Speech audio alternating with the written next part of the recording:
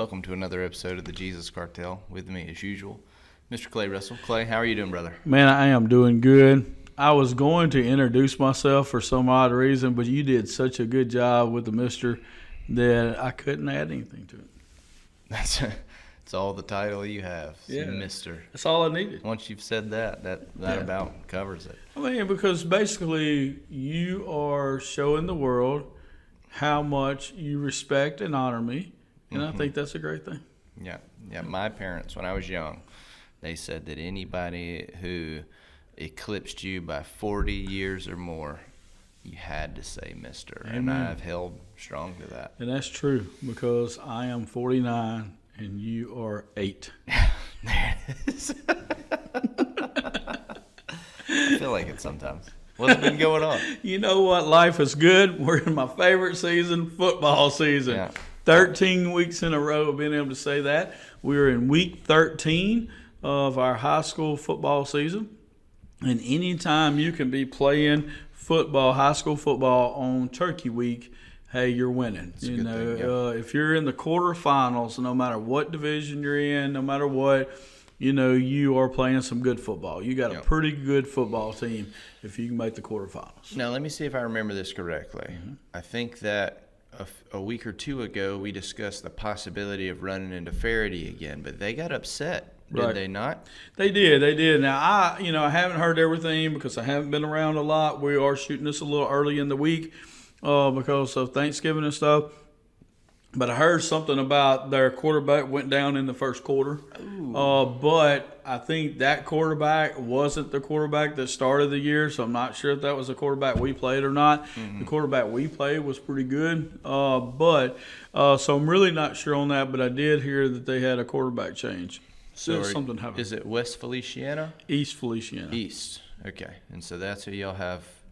Is it Friday? Yes. So it's this Friday at home. So day after Thanksgiving, you're playing a playoff game. Yeah, and so it's kind of wild for people that that aren't used to that and stuff. But we are. We're used to practicing. We've made the quarterfinals 5 years in a row, and so we're used to practicing on Thanksgiving week. Now we're used to having to travel. We've had to travel the last couple of years, but we're not having to travel this year. So that's awesome. So that's a good thing. We're excited about that. But yeah, the boys they're out of school this week, but they've had practice every day this week at 10 o'clock. And then on Thursday, they have a run through at 9 o'clock in the morning, or walk through. And then they'll get to the school early on Friday and do some stuff, and be ready. So legitimate question, and I think it's a fair question. Do you feel like your team, just based on the history, said 5 years in a row y'all have done this now, so you got a pretty good body of evidence too. Do you feel like your team is as prepared on Thanksgiving week as they are the weeks prior? Yeah, I think so. Now, something that we are doing this week that's going to be a little different is last week we had a great week of, the school was into it. We got a couple of newer teachers that really led like a lot of things happening at the school. They decorated the halls. They made fat heads of the boys and put them in the hallways, and they really did a good job. Well, then this week was going to be dead because nobody's at school, right? And so it's like that was a bunch of hype and a big deal for the second round last week. But now we're in the quarterfinals. I mean, every team's a lot better right now. And then you're not even at school all week, and so that was a little difficult. Now, at least you're not at school all week and having to travel like the other team is, and like we have the last couple of years. And so with that being said, we decided to throw a big pep rally, which is actually tonight on Wednesday night. We were going to do it Thursday, but it's Thanksgiving. There were a little pushback, so a lot of the churches weren't having church anyhow, and so we're just having a big pep rally tonight at 6 o'clock for the Mangum Dragons. And so I think it's going to be the first nighttime pep rally we've had all year, so we're going to be able to do things that we normally can't do. Instead of it being in the like gym. illegal things. Yeah, that's right. So instead of it being at the gym, it's going to be on the field. And so we're going to be able to have a screen set up, and we're showing the first ever hype video that Mangum's made, and that some of the moms and stuff are making, and they did a small one. Now they're doing a bigger one, so we'll be able to show that up on a blow up screen. We're actually doing a live version of the Coach Scott Wilter show, where I'll be interviewing the three coaches and coordinators live in front of everybody, and we'll be recording that to put on the radio for Friday night. And we're having a bonfire, and we're having hot chocolate, and we're going to have some fireworks and stuff. So those are all things we're not used to being able to do. So I think that's really going to help, because this week is kind of the dead week, And so I feel like the other team probably doesn't have all that going on, and then they have to travel. And so for our team to know that the community's behind them and have a big community-wide pep rally, I think it's going to be cool. Well, it can be easy in a week like this to lose sight of the end, you know. And so I think it's a good thing that y'all are doing what you can do to try to keep them focused, keep their mind on what they're doing. And, when you told me y'all were going to do a bonfire on the 50-yard line of the field, I thought that was crazy. But props to Scott and the other coaches. On the same night that they paint the field. Okay, and that, I thought that was a huge, huge thing. But, you talked about keeping your eyes on the end goal. That is something that we've changed this year at Mangum compared to previous years, because we've just let it be known that the goal is the dome. The goal is to win a championship. The goal is to be in the dome playing. And this year we were able to change that. And I've been talking to our second-hour job readiness when their teacher doesn't show up, and I've been talking to them about that. And one of the goals to success that I think a lot of people lose sight of is to learn from your journey. Meaning you got a goal, and it is the ultimate goal, but don't be scared to celebrate the small successes along the way, to where your mind's just not just on that goal to where you don't even enjoy it. It's kind of like if my goal was to read a book, and the goal was just to read the book. Andrew challenged me to read a book, and I read a book, and I finish reading the book, and somebody goes, "So what'd you learn?" Oh, wait, I was supposed to learn? I just read the book. Well, it's kind of the same way, with these sports teams and stuff. The goal is state. We understand that, you help coach a team that y'all's goal in baseball is state, and so, being, in Sulphur, winning state. I mean, that is the goal. But at the same time, sometimes we forget to celebrate these wins. Because there's some people on your team that's never beat these teams before. They've never beat a Faraday. They've never beat a Oak Grove. They never beat these teams, and now they're getting to beat them. And so this year we've kind of changed it and let them enjoy all these successes. So for us, we're celebrating the fact that we can be at home. We're celebrating the fact that we don't have to travel. And those kind of things, and let them know, hey, all this money that we saved by not having to travel these weeks, we can spend, going to the dome in style, and stuff. But I think it's just important for people to know that, hey, you got your big goal and you got your goal out there, but let's learn from our journey. Let's celebrate some small successes and learn some things along the way. Yeah, I like that. That's real good. I, as a trial and error guy, I'm a big proponent of small celebrations, because I'm constantly doing new things. I'll keep 99% of the body of what I'm doing intact, but I'll keep all of those variables the same, and then I'll make one change and see if that small change had any sort of bearing on the result. And, a lot of people, when they make changes, they overhaul too much. And so when you change half of what you're doing, now we don't really know what made it half work. Was it? You know what I mean?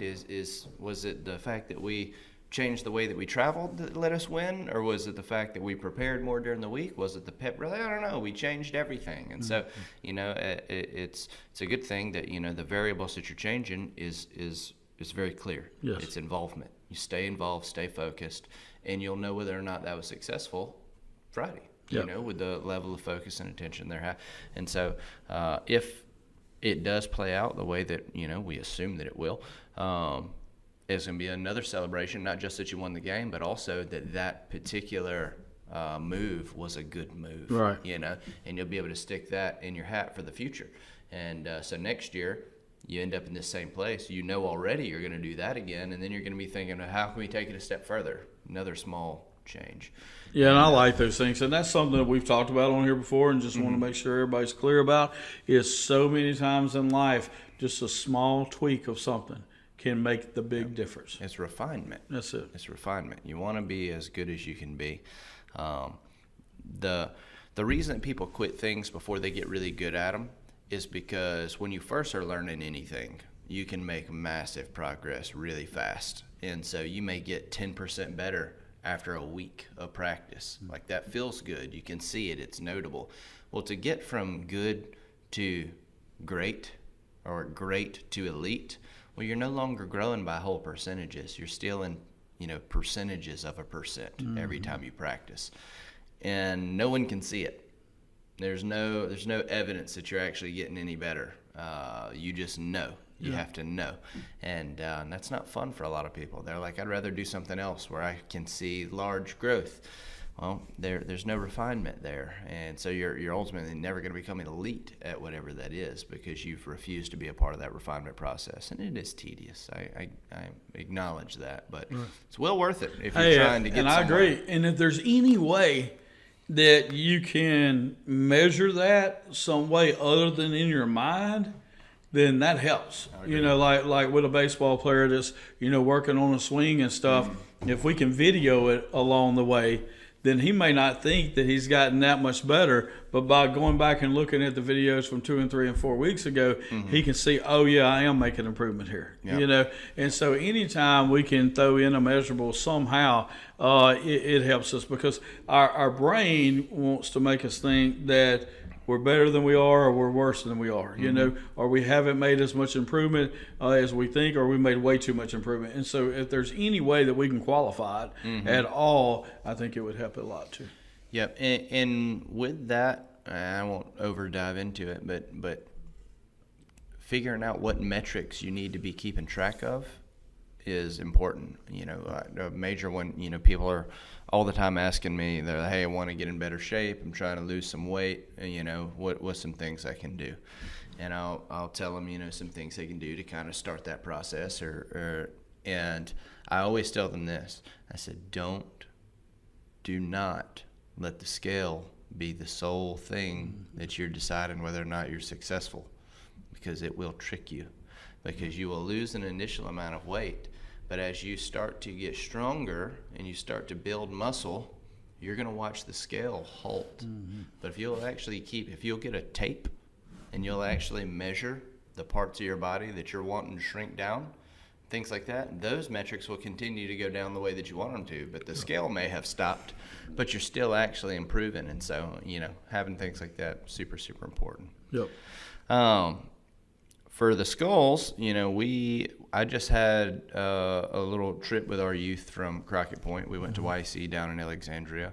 The kids had a real good time. It was an interesting event. There were some good things. There was some not as good we hadn't talked things. about that yet. Yeah. I've always been very put off by people in worship circles that all of their music seems very self-focused. And it seems anytime we go to a large-scale event, there's always one or two of those.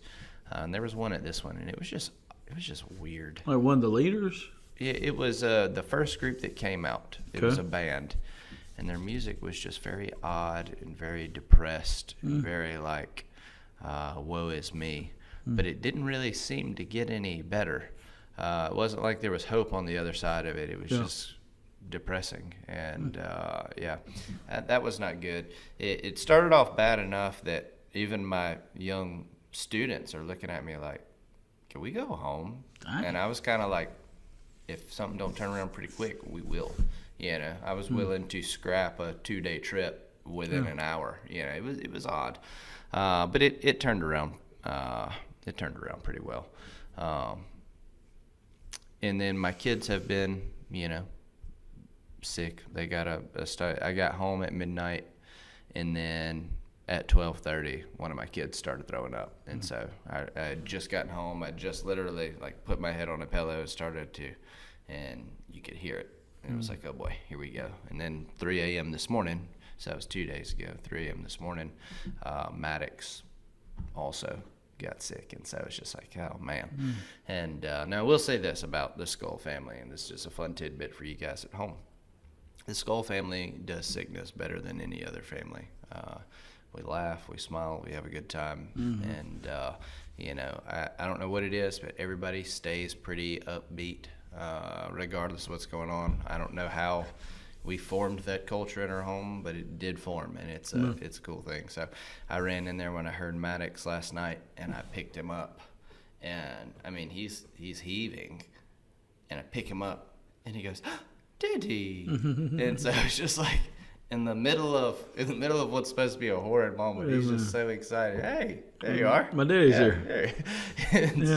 And then he stayed up like the next 2 hours, just running around, smiling, happy as a clam, and every few seconds, or not every few seconds, like every 15 minutes or so, he'd start, and we'd have to take him back into the other room. But it's just part of it, part of having kids, and man, we never like to be sick, but it is a time where we do slow down and get to be around each other in a way that we don't normally, just because we're always pursuing things of the kingdom and doing stuff. And so we don't spend a whole lot of like really close, in the trench together. But with sickness, it is, like I said, I'm never in favor of us being sick.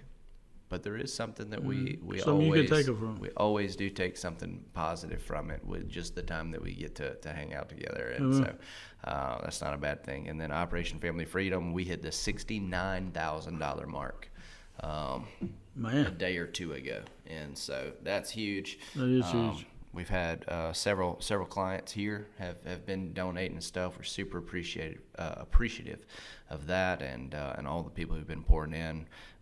We got one family. There's probably a report coming through right now while we're filming this about them getting out, and then I got another 4,000's being sent over this morning to get 2 more families out. And so we are doing some damage. Amen. I love it. And so we're happy about it. As far as the get to know you segment question, I gotta have a conversation with you, and I think it'd be better for you to have than me. I'm not exactly sure how to address it, but Elena, she's getting out of control. Elena. My daughter, Elena. I got your youngest daughter. Okay. She sent me this question. Now she's got some tough questions on get to know you. I thought it was going to be like, it's Thanksgiving week. Why can't the question be cranberry sauce versus giblet gravy? It will be. But I want you to know what she said. She asked if I feel more like a washer or a dryer. Yeah. That's what she wanted us to discuss on the show. This is Dorito finger syrup foot, Elena. I don't know what to do. Somebody needs to talk to her. Maybe it's on me. Maybe we let her on the show, and now she's trying to. So do you have an answer? I won't answer. I do know what I would say, but of all of the comments I could make, I would say this one is most likely to get us canceled. But I know exactly what I would say. So let me say what I think. Don't do it, Clay. We should say. We should say. You're going to do it, aren't you? No, because I have no idea what you're talking about. I was just going to say that Andrew would be a wash machine because he will help wash your sins away. No. And Clay would be a dryer because he makes you feel better about your life. I hate everything you just said. That was ridiculous. It's a terrible question. I might not even do laundry this week, just out of spite. Yeah, that's ridiculous. I don't know what to do. What's with the it. real question? She asked another question too, but I'm not even going to read it. It was odd. We can not do it in future weeks. So I think that we may have discussed this partially in the past, but it's been a while. It's been a while, and I hadn't thought about it since, because I don't even remember what I said. But I will say this: Thanksgiving, for sure, in my opinion. Those can't be simultaneously true. Take away my opinion. This is a fact. Thanksgiving is the most overlooked holiday that exists. I agree. It's the most overlooked holiday that exists. Okay. I personally am not okay with it. Mm-hmm. I got a huge problem with it. But a lot of people seem to skip straight from Halloween, which why are we wasting time with that? Mm-hmm. So you go straight from Halloween straight into Christmas, including Walmart, by the way, which, you know, if you're one of those people, I want you to know you are the equivalent of Walmart that you constantly complain about. Where are you on where Thanksgiving falls in the hierarchy of the holidays? Well, I will say this. It is for sure the most underappreciated and undervalued holiday that there is. Yeah. For sure. I think that, for what it means to our country, it's a big deal. I think for what it means to us as Christians, it's a big deal. We tell people that, we want to speak positive and all that, but yet at the same time, we want to jump right over Thanksgiving straight into presents, And so I really do think that Thanksgiving is underappreciated, undervalued, and that is a shame. Yep. So where does it fall? Where does it fall? So I would still say that Christmas would be the top. Okay. If we're celebrating the birth of our Savior, and I would think that Thanksgiving would be right below that. So Christmas, Thanksgiving. Yeah, I mean, I don't know that I don't celebrate Halloween. Valentine's Day is a personal holiday. Easter I don't see as a holiday. I see that as a time of the year. Not as a holiday. So I would say that it runs a close second. Yeah. Yep, I'm gonna go. If you put Columbus Day ahead of Christmas, I'm gonna go Christmas, Easter, bang bang. So you consider Easter to be a holiday? I consider it's something that is celebrated as a holiday. So Okay. so regardless of whether or not You do or not. I don't really Right, celebrate and that's the holidays reason I'm in asking. general, Yeah. But if I have to tier them, I'm going Christmas, Easter, and the only reason I'm putting, because I would actually say that Easter is more important. Right. But there is no Easter without Christmas. And so it's just like, why is my love for my wife greater than my love for my children? Or why is she priority over? Well, because without my wife, there are no children. And there's no reason to give thanks if it wouldn't be for the resurrection. Right. Understood. And so I'm going Christmas, Easter. Then I think I'm going July 4th. I'm going Independence. Then I'm going Thanksgiving. But I think that one could possibly make the argument that without Thanksgiving, there is no. Yeah, and I think July there's a 4th, lot I more think. to be thankful for than just our independence as a country. Sure. I think that we can be thankful for our independence as a Christian also. Sure. And I want to say this because, what is Jesus Cartel if not a political show? For sure. If If not for the political side of it, it would just be a baseball show. That's true. Yeah. So we in 2000, what year is it? It's 25, about to be 26. All right. So the 10 years from now, when people are watching this episode still because of how impactful it was, I want you to know where we were at the time. It's 2025, about to be 26. We have the most clear look at how evil the media is that we've ever had. Yeah. All right. It's so obvious that the media is evil that if you ever had a question, if you were questioning in 2009 because all we had back then was like Fox versus CNN and who's telling the truth, and really it was neither, but you understand what I'm saying. That was the big argument back then, Now we've got such a clear picture of it's all evil, it's all manipulative, it's all trying to build a case against other people and force it. It's so clear. And so here's what I want to let our people know. This isn't new. It's just more illuminated, right? And so a lot of people shy away from Thanksgiving because of the report of how Thanksgiving is reported to have went. I want you to know that just like everything else in human history, that was painted a specific way, passed down a specific way to create a narrative that you would take on for yourself. But if you spend any amount of time researching Thanksgiving for yourself, and I wish that you would, I wish that you would actually take some time and research the bodies of work, not the textbooks that you grew up on, but actually research the body of work, I think that you'd be surprised at what you might find about how a lot of that played out. Now, am I saying everything was good and everything was square? Right. No, it never is. Nothing is ever perfectly done. But you take things like that. You take things like the Crusades, and people really like to hone in on the one part, the worst of the worst thing that happened there. And we're not giving those things a pass. I'm not saying they were good, right, or okay. But to paint that as the entire body of what happened, well, it's just not true. And so that leads us to another get to know you segment question, and we can debate this at a series of questions. Mm-hmm. I think of two of them right off the bat. And are we Washington Redskins or Washington Commanders? us Redskins. Oh yeah. Absolutely. What about, are we Cleveland Indians or the Cleveland Guardians? First of all, the Guardians. Is that true? Like, it is. No, Okay. I'm just saying, I couldn't like remember. Commanders, it's like, okay, yeah, you should have never changed, but at least Commanders has got some, it's got some punch to it. You know what I mean? Like, that sounds like something that has a little authority, a commander. The Guardians? Yeah, it's difficult. That was poorly done. And here's the deal. And I'm just say this out loud. I will say the quiet part out loud. I'll get us canceled here. The teams that were extremely successful, none of them changed their mascots. So you think it's all a conspiracy theory? I'm just saying. I think it was Trying to get some new mojo going on, sell some more merchandise, change some things up. I think it was emotionally done. If there was any emotions in it at all, that it was purely emotional because, Florida State's still the Seminoles.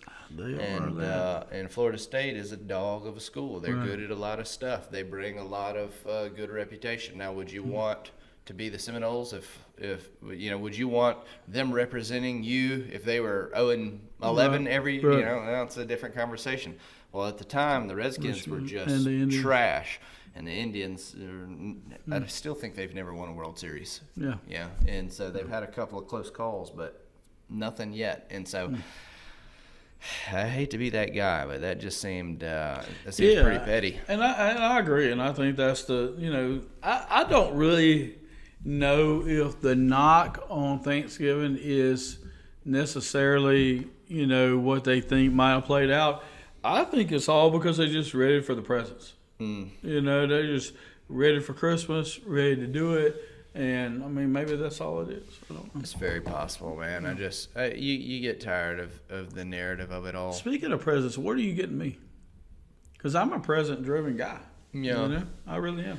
So people that give me low-grade presents, I see a certain way. Yeah. And people that give me very good presents, I see them a certain way. Yeah, that's why you don't like Elena. Yeah, and that's the reason why I'm just letting the guys know, and listening to this, I can be bought off. Yeah. But it's got to be Clay nice. is very superficial. Yeah. I have a list, if y'all need a list. So there is something that I saw not too long ago that I want desperately. And For me? No. Oh, that's the question. No, I understand. But this is going somewhere. Okay.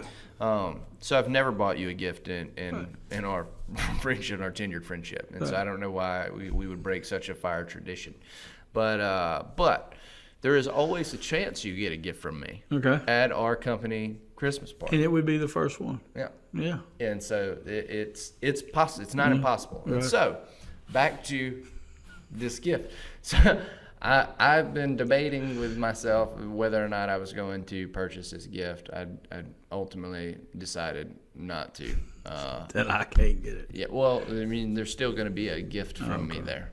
But I was talking to one of the guys about it the other day, and I was like, this is such a cool thing, but I would never buy it for myself. It's way too expensive for what it is, but it is a cool thing. It is a 22-pound coffee mug. Wow.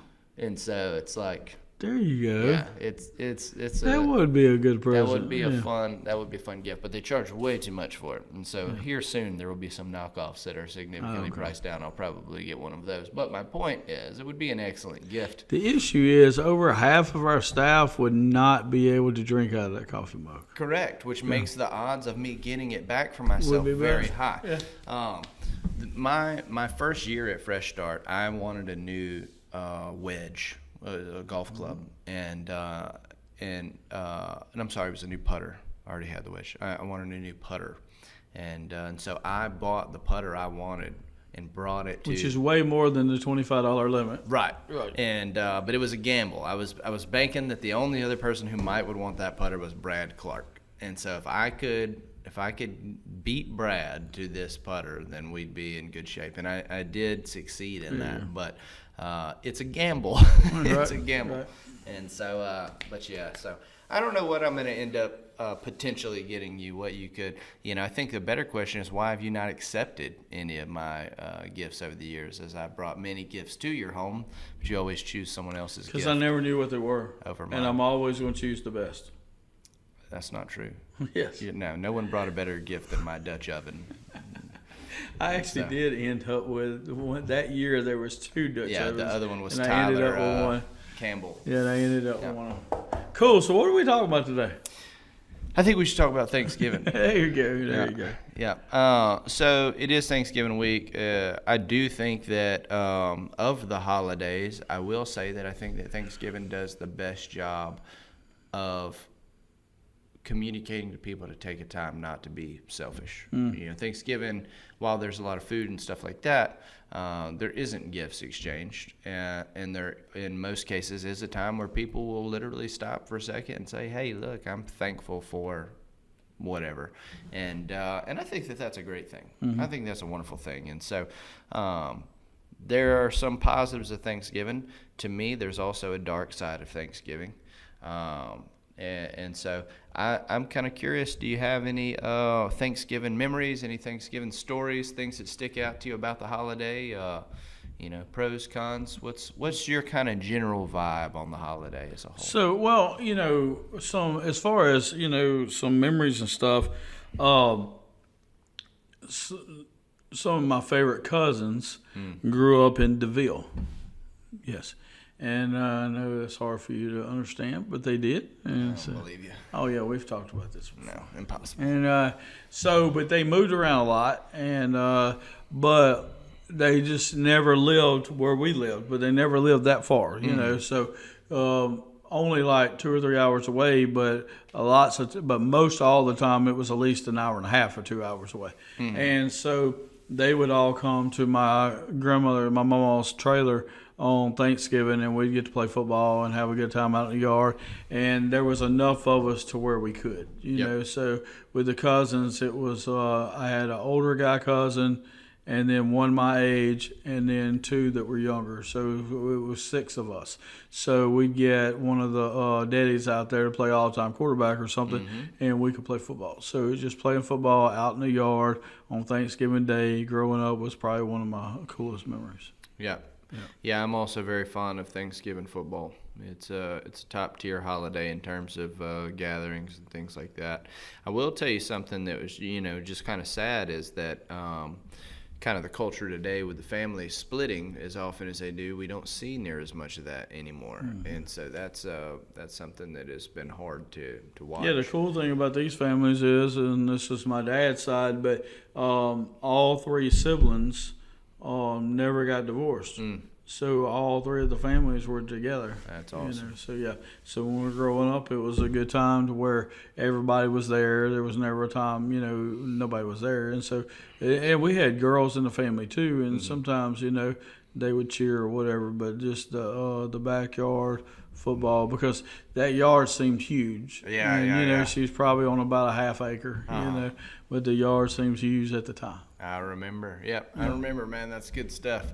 We often go back to like my childhood home, stuff like that, and relook at the space, and it takes you back to like, man, I felt like I had to run forever. And Yeah. It's like Right 6 now steps. you wouldn't let the kids play in the yard at all because it's too close to the road. But yet back then we had a whole football field between us and the road. Yeah. And we also, my childhood, I know yours as well, there was no cell phone communication. There was no computer communication. And so every year on your way to Thanksgiving, it was filled with anticipation. Yeah. Because it's like you're going to get to see them. You just know they're going to be there. And so No Live 360 to see if they've made it or right. nothing like that. And so the flip side of that was like after having several years of that happening, the gut punch when they weren't. Yeah. Like, that's like, what? You know, I've been looking forward to this for weeks. Yeah. You know what I mean? Nobody talked to me about them not coming. Yeah. And we got to experience smaller versions of that on Sundays. You know, my family used to get together, and, you know, I got a cousin, Blake, that's just like 5 months older than me. So sometimes he would stay at a friend's house on a Saturday night, and, you know, I'd get to Nana's on Sunday, and I'm like, what the heck, man? Why am I you even know what I here? mean? Yeah. I was like, I had this whole thing planned out, you know, and so anyways, it's interesting there. So yeah, Thanksgiving memories. We did a lot of football. My family's always real big in wiffle ball. That's a thing we've done for forever. And Easter is typically our like big wiffle ball game. And but We started playing cornhole at Easter. yeah, Yeah. We've played some wiffle ball at Easter and some different things, but we started playing cornhole lately. Yeah. yeah, cornhole's a good game, man. Yep. Anybody can play it, you Yeah. know. And I think that's kind of the appeal of wiffle ball too. It's like you can throw the ball slow enough to where anybody can hit it, you know, if they try. Right. And so But you do have to run in wiffle ball, and you don't have to in cornhole. not really. And I prefer the running, the Yeah. moving. Oh, I you know. understand. Yeah. But I think the negative thing about Thanksgiving, I will say that there is one, and this is something that's always bothered me. It's bothered me throughout the duration of my life in other areas too, but especially Thanksgiving. I've got a huge problem with gluttony. I don't mean I personally struggle with it. I'm saying I've got a huge issue with people partaking in gluttony because it's something that is so clearly frowned upon. But it seems like no one cares, and that's a massive issue for me. I don't like when people joke about eating too much. I don't like when they say, "Oh man, I'm not even gonna be able to move after that." Like I hate those. I don't even want to be around. I wish that people wouldn't talk to me about stuff like that because it bothers me. And it's not like a legalism or anything like that. It's just like, hey, everything we do should honor God. I want all of my actions, everything that I do, to bring honor to God at all times. And so that's just, to me, it's just like a direct U-turn on that. It's like, hey, look, I know that, you know, God's kind of made clear that, you know, this is a bit dishonorable, but you know what? It's the holidays. Who cares? You know, we'll dishonor It God. gives people an excuse to do what they want to do. Yeah, we'll dishonor God just this one time for the sake of Thanksgiving. And it's like, God, I wish you wouldn't do that. I wish you wouldn't. And so that bothers me a lot. And see, there's a way around that. You know, the way around that is bulimia. Yeah, the way around it is don't eat breakfast that morning, and don't plan to eat supper that evening, and eat what you want to for lunch, and it'll balance itself out real well. You may not feel great for the 30 to 45 minutes or whatever, but if your calorie intake ends up being the same during the daytime, and you have some intermediate fasting that goes along with that, you know, it won't be nearly as bad. But if you wake up eating yeast rolls, you know, for breakfast because they smell good and they're there, and you go to bed with chocolate pie, then hey, it's going to be a little difficult. You know? Yeah, I'm gonna flash the red light on us on this one. This is one of the 5 times in the 3-year history of the show that I disagree with you. I don't think that makes it better. You don't think intermittent fasting? I don't is a think good skipping idea? breakfast and agreeing that you'll skip supper later, like, gives you permission to gorge yourself to death for Yeah, I lunch. wasn't talking about gorge yourself to death, but Oh, I'm that's just okay. saying. That's what I was picturing. I'm saying in my the mind. calorie intake will be the same because you got to think you're going to eat things that you normally don't eat for Thanksgiving. Correct. And they're going to have more calories than a lot of the things that you normally eat. I completely agree. You with know, that, yeah. and so I'm just saying you don't have to go all the way just to really enjoy your lunch. That's what I'm saying. So for me, what I'm talking about is when people hit that wall. Yeah, and just And keep then they going. shove through that Right. wall. That's what I'm Right. talking about. That to me is gluttony. It's not a matter of calories. Right. It's a matter of you've hit a wall and you shove through a wall. And some people have made a lifestyle of it. Right. You know, and I've got a huge issue with it. And it's like I said, man, I don't there shouldn't be areas of my life that people can pick apart and say, well, Andrew, he shares a whole lot about Christ, but Right. look at him here. If you've got an area that somebody can point to and say you're not bringing honor to God in that area, you need to do something about it. It's important. So what really just happened is right before we come on the air at 10 o'clock while we're getting ready for lunch, Ryan had somebody go get a dozen donuts and a dozen kolaches because it's the day before Thanksgiving. Is this true? And Andrew's upset about it.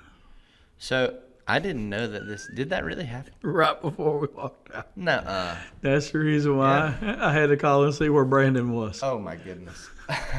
No, I didn't even know about that. I've been staying out of the office. So Ryan and Morgan just had a baby, and I've got sick kids, and so I'm trying not to get anywhere Not around to be Ryan. that guy. Yeah. So even though he's around 80 guys all day, you don't want to be that guy. It doesn't matter to me, man. I'm if somebody's got to jump on a sword, I'll jump on the sword first. That's So you're not a guy that at Thanksgiving wears your stretched pants so that you can eat more. You just wear them because that's your fashion. No. Yeah, that's correct. Yeah. Gotcha. Yeah, I've actually got some on now. Yeah. Yeah. Thanksgiving food, I'm not huge on turkey. I'm gonna say it out loud. If there's turkey and there's ham, I'm gonna eat ham. Yeah. I remember you being a ham guy. I really like ham. Yeah. Well, and that's the one thing is I do genuinely enjoy ham. It's not like, oh, these both suck, but ham sucks less. I actually genuinely enjoy ham. If I've had 100 turkeys in my life, 95 of them have been dried out. And it's just tough, man. Dried out turkey, it's a chore to eat. It really is. And then, like, in your mind, you don't know that the turkey's necessarily bad yet, so you get a reasonable helping of turkey. Well, then, dude, 2 bites in, you're like, I'm not eating this. Yeah. There's 0% chance I eat any more of this turkey. So you mix it in with your dressing to try to make it better, and if that don't work, you just leave it. Years ago, I would do that. Now I just don't get turkey. Say the heck with it. Yeah, I get ham, and I love dressing. Dressing is my favorite, dressing with cranberry sauce. Now listen to me. Do not make homemade cranberry sauce.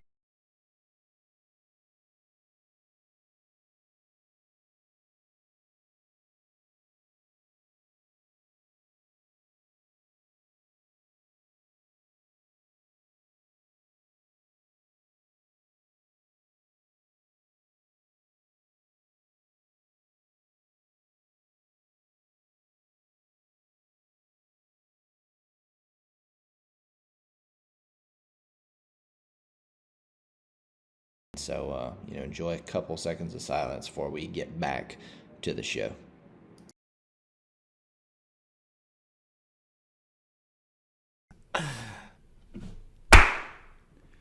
So we had 3,000 pounds of cranberries People come don't in. even know what I said. Oh.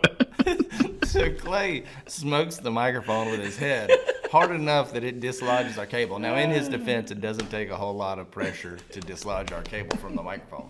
But what I was saying was, do not make homemade cranberry sauce.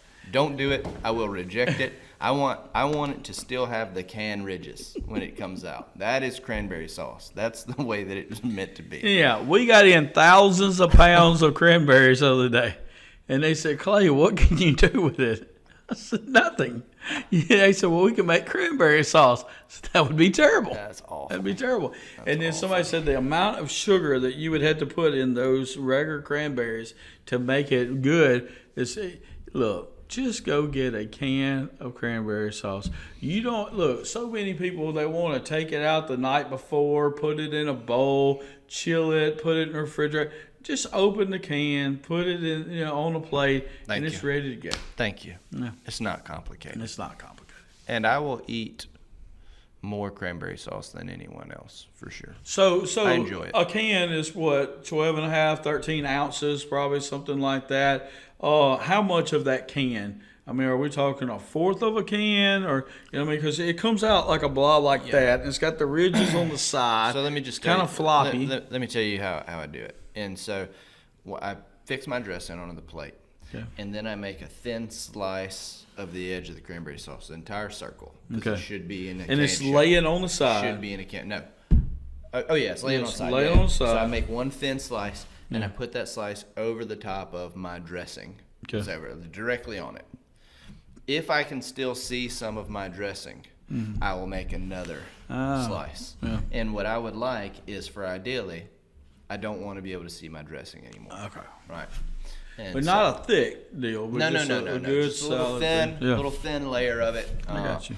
And so yeah. Now, when you get ready to eat it, do you cut it from the top to where you have some cranberry sauce in with each dressing, or do Yes. you go under with your fork and flop the dressing over the side? That way, the cranberry's in the middle. No, I go straight over the top, and I Straight make over the sure top. that Kind of there's like at a least- sauce on, yeah. on top of something. And I'm the type of person that I plan my eating out as it's happening, right? And so my first few bites, I may take a very small amount of cranberry sauce into a large bite of dressing. Make sure you don't run out. To make sure I don't run out. And then those last bites, man, those are going to be elite bites. It's like, when you have a sandwich, you're eating a sandwich, and it's kind of level across the top, right? So then you'll take a bite from this side, and then you'll take a bite from the other side to leave yourself what is now an elite bite of Yeah, sandwich. I agree. And so, So that shows a lot about how you were raised and how I was raised and stuff, because it's all psychological.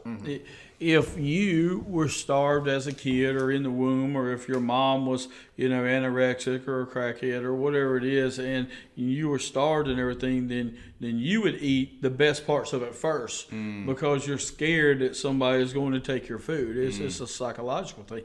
But because we were secure in our childhood and how we were raised when we were young and everything, then we could save the best for last. Yeah. that's I good. like it. Man, I can't imagine creating that perfect sandwich bite and somebody taking that sandwich out of my hand and eating that bite. That would be difficult. wouldn't it? I might stab you. I think it also says a lot about you as a man, because you're like, hey, I'm very confident that I'm going to be able to eat my last bite. That I'm very nobody else confident is going to take it as long from as me. I'm holding this knife. Nobody's going to take it from me. Why do you have a knife with dressing? Just in You case. need it. That's right. Just in case. So around Thanksgiving, for the reasons that we kind of previously talked about, it always comes back to my mind the importance of fasting. I thought you were going to say what we're thankful for. I know for sure that's not. When I saw you nodded, I was You were like, gonna say, I'm about to hit to him think with a about hard what we're turn. thankful for. Yep, nope, fasting. I had wrote down that I wanted to do a fasting episode, I remember. but I wasn't talking about it at Thanksgiving. No, we don't have to do it right now, but I do want to make clear it's a great time to be thinking about it. It's a great time to be thinking about it. There's nothing better than fasting through the holidays. And so So let's talk about what we're thankful for. I'm thankful for our ability to fast. Yeah. That means a lot. I to do me. have a very strong opinion on that. Yeah. I shared some of it with the guys this week. Well, let's hit a fasting episode next week. Yeah, we can You do wanna do that? Yeah, I'd love Yeah, to do that. we'll I think hammer that'd be that. great. Yeah, as far as what I'm thankful for, man, Tell me, Andrew Skoll, what are you thankful for? man, I've got. I hate even having the conversation. It just sounds so cliche, It's like, and you're letting me go first. It's like that's a fool's move. Yeah. I'm gonna take all the good stuff. I don't care. I've got the most incredible family Amen. ever. I'm thankful for restoration. Every time around the holidays, because I've had some bad holidays because of me. Mm-hmm. And anytime we're around the holidays and I get to get back together with my family, I remember the years that I did not get to spend with my family. So I'm super thankful for restoration and that God didn't quit on me even when I quit on him. And that, I can have and do have great relationships with everybody in my family now. And I burned each of those bridges individually and thoroughly. And you'd never know it.